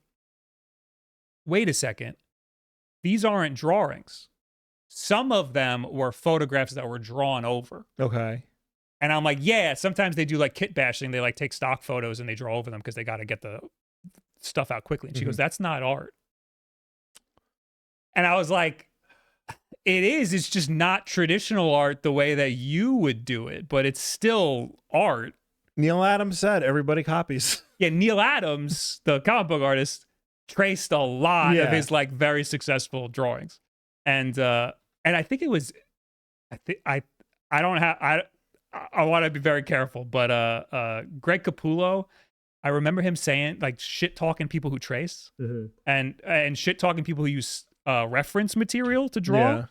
And then he showed all of his reference material from when he worked at Marvel. Yeah. So it's like, why are we gatekeeping like all how you make art? But that's not my point. My point is concept artists historically will take stock photos and just use stock photos. So there's something to be said for generating something with AI and then building off of it if it's just to be used for concept art, especially if you're an artist who knows what you're doing and you can change it enough, because that shouldn't ever touch the video game.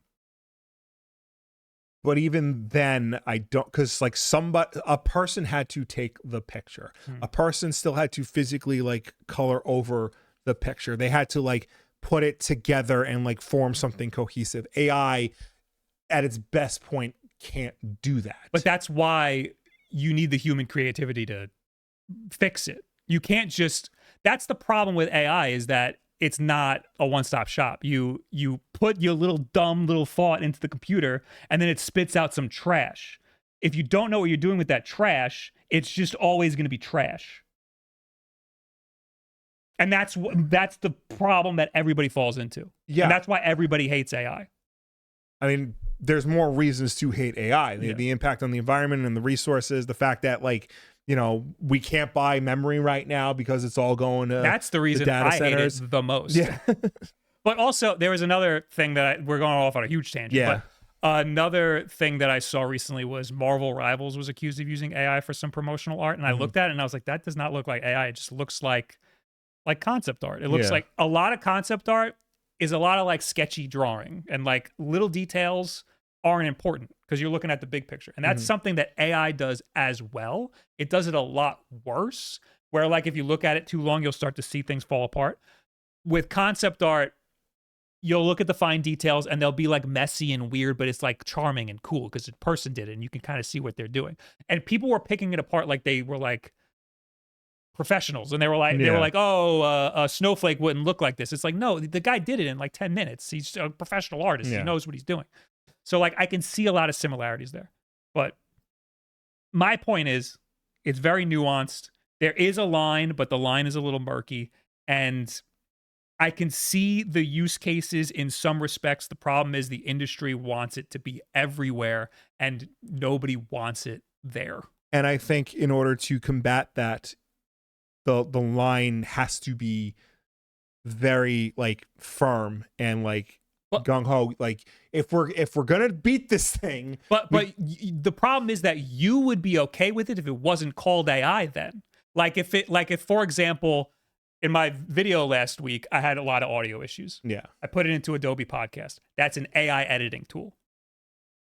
That's a problem, right? Yeah. According to you. Yes. So why couldn't you just, what was the problem? Like, you couldn't look it up on your own? It was peaking. So you couldn't manually fix that? No, because it was broken. I peaked. The audio was broken. There's nothing I could do. I'd have to reshoot the whole thing. But you know what I did do? I paid $100 for an audio plugin that didn't say it was AI, and I used that, and it sounded a little better. There's still comments that were saying it was bad. And that sounded fine. But it might still be AI. It just didn't say it was AI. So, like, that's what I'm talking about. It's like, I'm in the middle of this crisis right now where am I allowed to do this?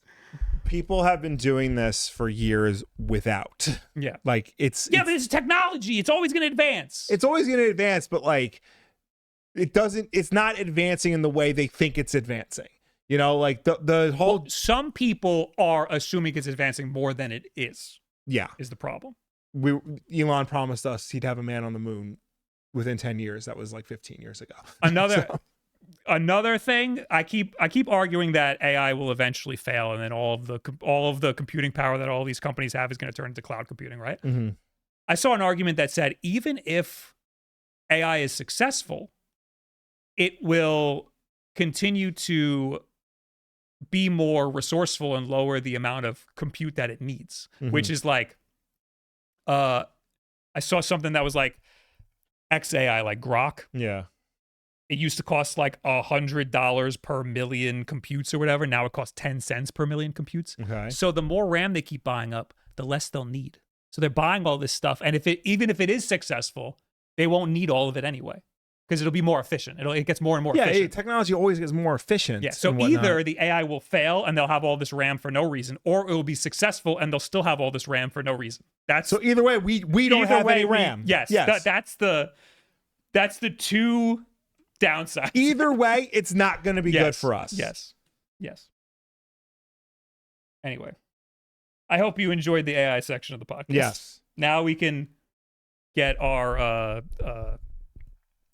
funding. Patreon.com/Wulff Den podcast. Professor Rock with $2. I traced Ziggy into comics. So what do they know? My dog or Ziggy the comic book character? Don't sell it and you'll be okay. Anonymous, thanks for gifting a sub to Moobot for some reason. All right, we're going to plow through these next articles. Okay. We got Naughty Dog already crunching on Intergalactic. I did hear about this. Naughty Dog have reportedly started spending the last 7 weeks shackled to mandatory overtime in a pinch to finish an internal demo of bounty hunter game Intergalactic, the Heretic Prophet by December. Bloomberg explains staff at The Last of Us studio have been urged to put in at least 8 additional hours of work per week, and this has been true since October. Staff is preparing a demo for review by parent company Sony, and the Intergalactic team has apparently already missed multiple deadlines. Naughty Dog has gotten in trouble before for like crunching and stuff, especially during like The Last of Us Part 2, and they like try to make strides to like not be that company anymore. Yeah, the documentary of The Last of Us Part 2 shows the whole COVID. It was made during COVID, and they had to give up a lot. Yeah, and one of the reasons they didn't want to go remote was because they didn't want the game to leak, because they would have to host everything on servers, and then it would be easy for somebody to hack into it and get the game. And then it leaked early because of that. Yeah. But anyway, you're Naughty Dog. You're like the biggest Sony studio. You can do whatever you want. So this is an artificial deadline that they just made for themselves. The game's not coming out anytime soon. Well, so I know in game development you have like internal demos that like you have to hit at a certain milestone and present it to your financier, in this case Sony, to show like how the game's progressing, what you're working on, what still needs to be worked, so that they can allocate any more time and money that you may need to finish your game. Right. The fact that they're crunching to hit that is insane. Yeah, that's not a good sign. So like, what does that say for the rest of the game? The game doesn't have a release date, so we don't know when this is coming out. We don't know how long this is going to take. They could be crunching once a year for the next like few years, and say this game comes out in 27 or 28 even. They could be crunching all throughout 2028 to get this game out the door. Yeah, this game, I see people saying just release it on PlayStation 6. I don't this game's gonna be pretty late in the PlayStation 5 life cycle. Yeah. I mean, The Last of Us 1 was late in the PlayStation 3. Last of Us 2 was late in the PS4 life cycle. Yeah, so it makes sense, but that is the deadline. The deadline is they have to release this the year before the PlayStation 6 comes out. Yeah. They can't release it any closer to the PlayStation 6 because Mm-hmm. that would be obviously bad. So, yeah, crunch is bad. Unfortunately, the industry hasn't figured out how to stop that. Yeah. Next, Valve quietly ends production of the LCD Steam Deck. Valve has undertaken a shakeup of sorts in the handheld gaming world, nixing production of the most affordable Steam Deck, the LCD OG model. It recently discovered by eagle-eyed gamers that Valve had silently posted a note on the Steam Deck store page referencing the end of production, with what was left representing the final stock of the LCD model. If you want a Steam Deck going forward, you'll need to rely exclusively on the OLED model, which has an entry price point of $549 for the 512 gigabyte variant. That's a fair reach above the 256 LCD model, which boasted a price tag of $399 at the time of writing. I didn't know that Steam officially said it. They said we are no longer producing the Steam Deck LCD 256 gigabyte model. My understanding was that they kept that on there, that they said when they announced the OLED model, we're going to keep selling the 256 gig LCD model until stock is gone. Yeah. And I guess stock is finally gone. It is a really good deal. Well, not anymore, I guess. Yeah.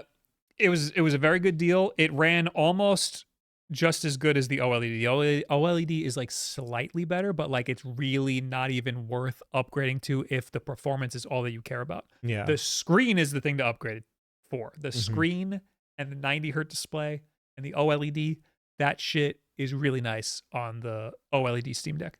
But if you're just thinking about performance, it's pretty much the same. So yeah, and then it's so much cheaper. Yeah, and even then, like you have to like really care about like picture quality and like clarity and stuff to want the OLED model over the LCD model. I mean, if you're thinking about it and you don't have the two to like compare it to, it doesn't matter. You might think that the price is like not worth it, but if you have the two and you're looking at both of them, you're gonna go, I want the OLED. That thing looks cool.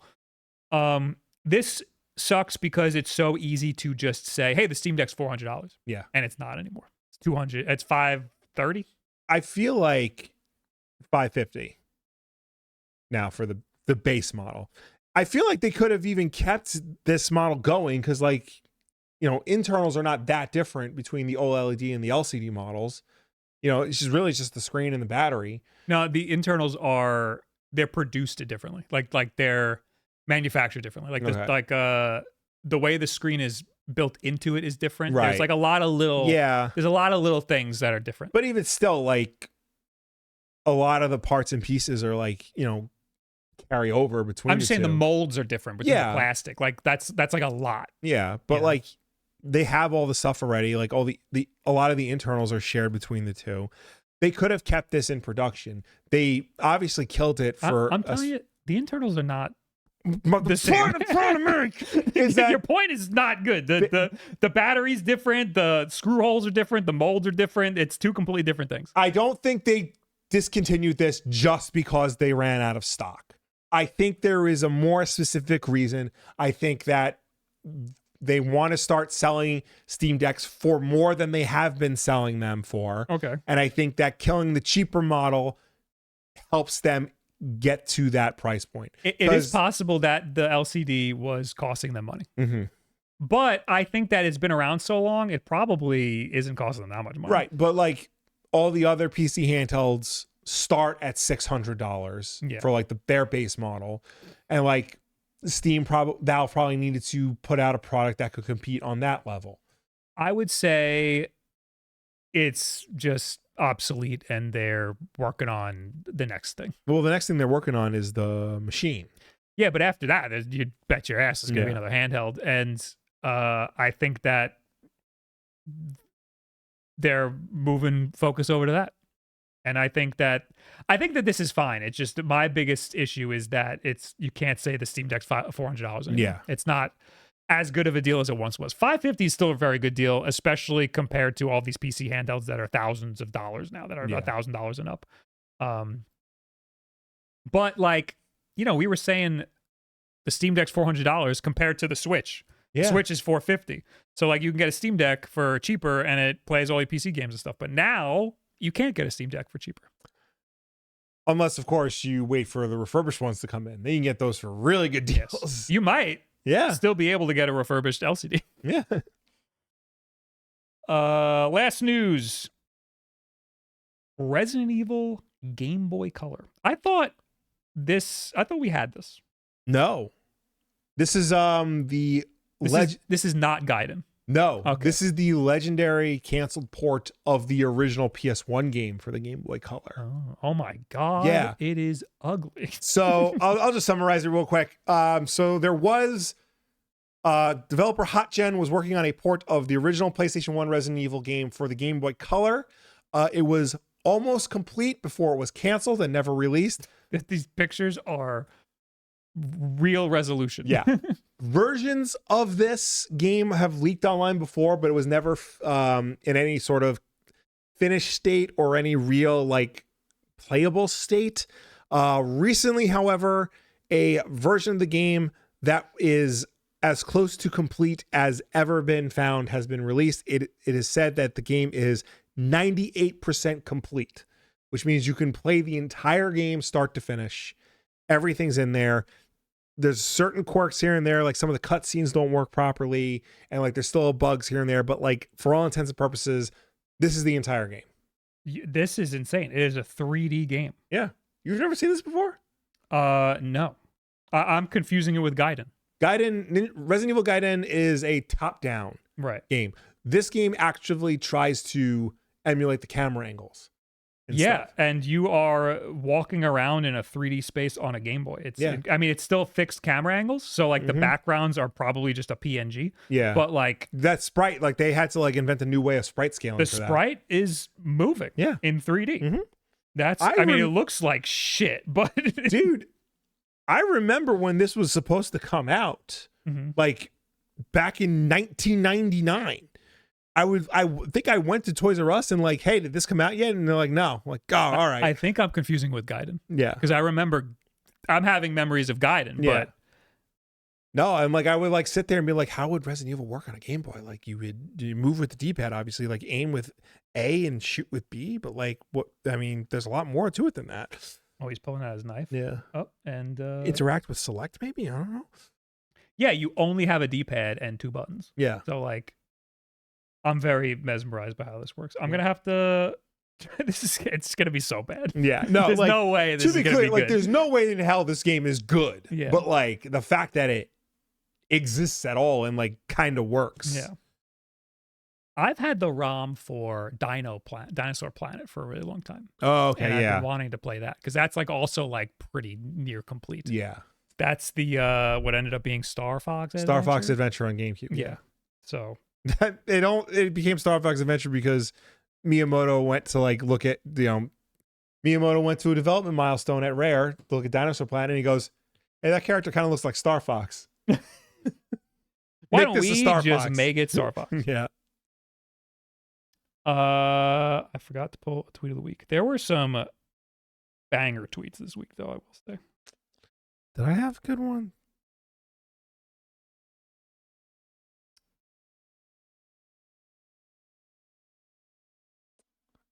I gotta check all. Somebody retweeted this. It was Cher from 2019, and it says, "I need to shoot my phone," and it's in title caps for some reason. I can see Cher saying that. Oh, this is it. Tweet of the week! Tweet of the week! Tweet of the week!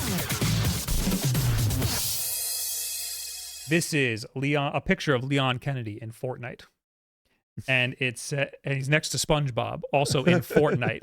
And it says, "We're going to have to kill this guy, SpongeBob. Aw, tartar sauce." Do you remember a while back, I forgot what platform it was on, but somebody had a picture of Joel from The Last of Us and Leon, and it was like, okay, real talk. Who would win in a fight, Joel or Leon? And every comment was like, Leon would suplex him into oblivion. Leon is a superhero. Joel is a 60-year-old man. Joel is a badass, but Leon is not a real person. One roundhouse kick to Joel's temple, and like that's it. He's still roundhouse kicking when he's 50. Yeah. Actually, I noticed he's not doing a full roundhouse, but he's still kicking. He's still getting his leg up there. I can't do that, and I'm pushing 40. So, all right, now we're gonna talk to you guys. Yes, let's start with people who have comments from last week's Wulff Den podcast over on the YouTube channel, youtube.com/Wulff Den podcast. Ooms of Doom says, can I get a whole bonus episode of Bob talking about his complaints with Star Wars and the expanded universe? I'll download Patreon right now. Okay, that's what the bonus episode is. Oh God, no! We're gonna talk about Star Wars. I don't know if I can be here for that. I might have to leave the room.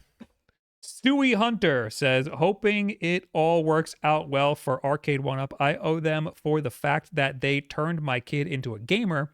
He had to go to the hospital in the summer, and in the waiting room, they had one of their cabinets there. It's led to him asking for a retro emulation device to play some old school games at home. Oh, that's a heartwarming story. That, unfortunately, there's not a lot of arcades anymore. Yeah. So, like, even if you have, like, if you own, like, a storefront and you just want an arcade. Yeah. So, like, the ones that exist are super expensive, and they're not even good. Like, the new ones, like Buck Hunter, you're getting Buck Hunter. Yeah. So, like, the fact that there's a company that sells, like, actual arcade games, retro games, like the Arcade 1UP stuff, that's great. Yeah. And I'm sure that they'll continue. The one bar I like by my house has 2 Arcade 1UP cabinets, and it's incredible. That's part of the reason why I love that place. Noel Does Things says, when I heard Apex Legends, I was like, all right, sure. Then I heard Titanfall. I was like, hell yeah. Then I saw gameplay, and I was like, no, I don't want this. Talking about High Guard. Yes. I'm going to play it. Sun versus the Moon says, I loved Expedition 33, but Bob is on the money when he says it looks like an asset store game. I had the same feeling when playing it. It's my number 2 game of the year, but because of the gameplay and story, not the way it looks or sounds. Crazy it took best soundtrack over Death Stranding 2 as well. I do think it's commendable that, like, you know, the game got as popular as it did in spite of the fact it looks like an asset flip game. I think that's a testament to the ability of the developers to, like, make the core of it stronger than what it looks like. I agree. But at the same time, I also think that people aren't savvy enough. The people at large aren't savvy enough to recognize an asset flip. No, most people wouldn't know that. You know, they think all video games look alike anyway. Yeah. So. I something is making me want to at least try it. Mm-hmm. But, you know, that's a big commitment. It's a pretty long game. And it's one of those games where you got to play a couple hours to, like, actually get the gist of it. Mm-hmm. But every time I see footage and every time I see other people play, I think Shroud recently just played it, and I was like, it's just, I know I'm not going to like it. Cosmic Illustrator says, hell yeah, to Will quoting comics' greatest writer. No truer words. Stan Lee. Was it Stan Lee or was it Alan Moore? It could not have been Stan Lee. Comics' greatest writer. I mean, okay. Comics' most important writer. Yes. Probably Stan Lee. It's different. So what Alan Moore quote did I say? I don't know. You got a lot. I got too much going on. You got a lot just locked in the dome that just spills out sometimes. Yeah. I did recently. You want to talk about good comic book stories? I recently reread a story about Bob Kane, the creator of Batman. Mm-hmm. He notoriously had people draw his pages for him and took credit. And one day, an editor needed him to redraw one panel. It takes most illustrators like 5 minutes to do that. And he's like, I can't do it right now. I got to go back to my home office. And the editor's like, just do it here. He's like, no, I can't do it. I got to go to my home office. And he's like, okay, go use one of the booths here at DC. Do it there. Comes back an hour later with the finished panel. Turned out he got like an intern to draw it for him. That's why it took so long. Well, he probably stopped drawing after a while and probably just had someone else do it. All right, now we're in the chat. Yes. Hi, Wolf Bros. I watch my YouTube recap, and I'm a top 2% viewer. Oh my god, thank you. Thank you. I love listening to you guys as I drive to work. Much love. Oh my god, thank you, Wukong.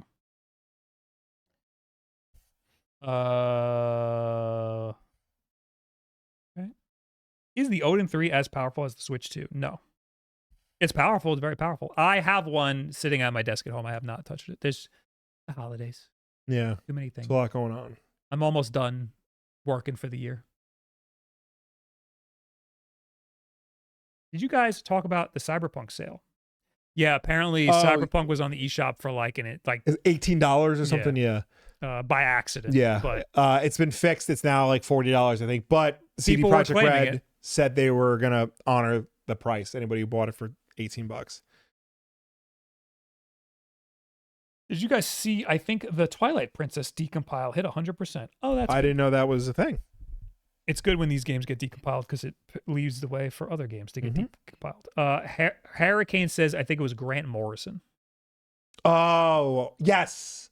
Yes, because I said like kids can know the difference when like Flounder from the Little Mermaid isn't real, but like adults all of a sudden need to understand like how the Batmobile works and stuff like that. Yes, because I was talking about how Star Wars is complicated or something. Yeah, I love Grant Morrison. Don't get me wrong. I think they're an incredible writer, but the problem is they work at a level beyond me. Like they're too smart for me. Like, and sometimes when I read Grant Morrison's work, it just makes me feel like an idiot. Is it too smart or is it purposely like confusing? No, sometimes it is just like too smart because like it's just on a different. Grant Morrison understands superheroes in a way that nobody else understands superheroes. Like it works when you can connect with it, and but as soon as you don't connect with it, like it breaks everything. It could just be schizophrenic rambling. Could just be like it could be like this guy's above me, and then you're like, oh no, he's just crazy. So like, I'll be honest with you, like, what was the name? Oh yeah, Batman and Son through like Batman R.I.P. Great stuff. Absolutely great stuff. Return of Bruce Wayne and a lot of Batman Incorporated. No, don't know what's going on. Grant Morrison works best collected. Don't read Grant Morrison's work month to month. Read it collected. Illegitimate Wulff Den fan says, did you hear about the limited run settlement? No. As of the 19th, people who watched videos on Limited Run's site or ordered games through it might be able to join a $2.7 million class action lawsuit payment for them giving your personally identifiable information to Meta and Google. That's interesting. That is interesting. I saw the controversy about people are getting their Sonic X Shadow Generation statues and from. It sucks. It sucks. It's like breaking and shit. I've heard very bad things from Limited Run. We haven't gotten much from Limited Run. We got like their very first thing. Yeah. It was like Shadow Complex with a Vita or something. We got like a pack with like the sprite-based Bloodstained that came out, and like a couple of other games. Did we buy that or did they send that?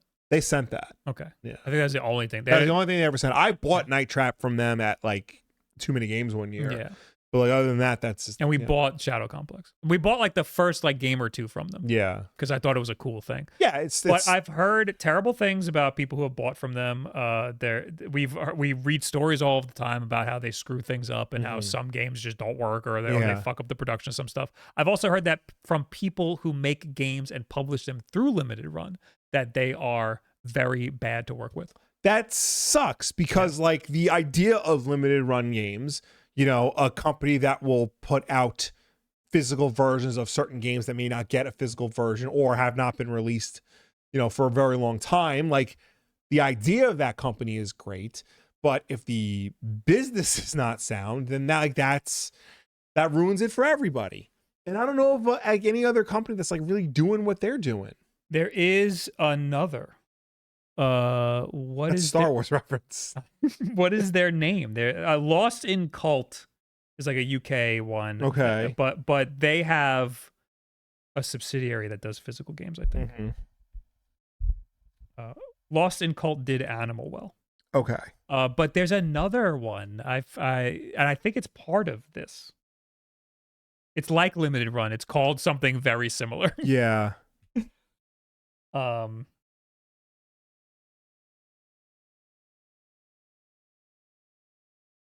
They also mess up Sonic and Shadowfell. Yes, that's what we're talking yeah. about. Super rare games. That's what it's called. Okay. Super rare. I don't know much about super rare games. I know that they do similar things, and I haven't heard anything bad. So that's all I can say. I am 8-bit. That's another one. Yeah, there's plenty. There's plenty. Limited Run just kind of was the biggest one. And now they're like, they've gotten big enough where they stopped caring. It's not very limited anymore, but also they stopped caring. Selling information is that's crazy. Yeah. You'd think you'd be in good hands with an indie publisher, but apparently not. Nope. I'm in the middle of Mega Lag's follow-up to his Honey video, and he talks about like how Honey and PayPal. I just saw that he posted that. Yeah, selling information and stuff. It's like, goddamn, I knew that company was like no good. Honey just settled, or not settled. I think they beat the lawsuit in court. They have like 10 lawsuits going against them. So I don't know which one. I vaguely glanced at an article that said something about how they won the lawsuit that they were being scrutinized for years ago. Years ago. Well, the one that guy made the video. Yeah. Then there was a lawsuit apparently, and they won that lawsuit is what I saw. Okay, but again, which one? Well, I don't know. Okay. I'll have to watch this video. I don't actually know. Sierra Foxtrot says, how do you guys feel about Arc Raiders' use of machine learning for the movement of their enemy units? I don't know anything about that. I will say Arc Raiders uses AI for voice acting, and it is horrible. Okay. So thank you for making sure I don't play Arc Raiders. I didn't know they did that until I played the game. Okay. And I was talking to one of the people in the game. Like it's kind of like Destiny. You go to like people and they talk. Yeah. There's no reason for them to talk. There is no story. They don't have to talk. And I went, oh, that's AI. That sounds like shit. And then I found out that they used AI. So like, that's a situation where it should have just never happened. Yeah. There's no reason for it to be there. Machine learning is different from LLMs, and it's unfortunate that they fall under the same AI buzzwords.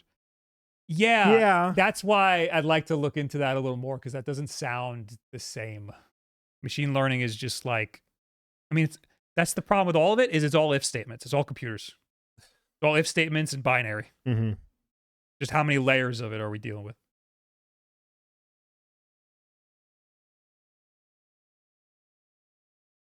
He said there's like 60 or 70 lawsuits in the new video against Honey. There you go. Why use AI when you can use interns? True. Yeah. Y'all playing Ball X Pit? I'm hooked. I think about it once a day. All right. We got to do a whole bonus episode. Yes. So we'll figure out what we're going to do. Maybe we'll argue about Star Wars for at least a little bit of it. Thanks for hanging out, everybody. Thank you for tuning in. Thank you for watching. Thank you for chatting with us. As always, Wulff Den Podcast is every Tuesday night at 8 p.m. Eastern, right here on twitch.tv/WulffDen or youtube.com/Wulff Den Podcast. If you can't make the show for any reason at all, we always put the archive version up over on youtube.com/Wulff Den Podcast, so you can go and check us out over there on demand whenever you want. If you prefer to listen to us rather than watch us, you can do that as well, because we're also an audio podcast on any and every podcast service, such as Apple Podcasts, Spotify, YouTube Podcasts, Pocket Cast, Audible.com. The list goes on, but no matter where you get the show from, folks, please be sure to subscribe, rate, and review us, because that helps us with placement on all of those respective platforms. We never did the Steam recap. Or did we say we were going to save that for next week? I think we're going to save that for next week, because the Nintendo recap isn't available. But that's not till January anyway. Yeah. Whatever. We'll figure it out. Next week we'll probably do our Steam recap of games. Or something else. Should probably come up with something to do. Thanks for being here. We're gonna do the bonus episode now. Go to Patreon and you can watch the bonus episode. And then goodbye. Bye. Have a happy and healthy. Happy and healthy. Happy and healthy.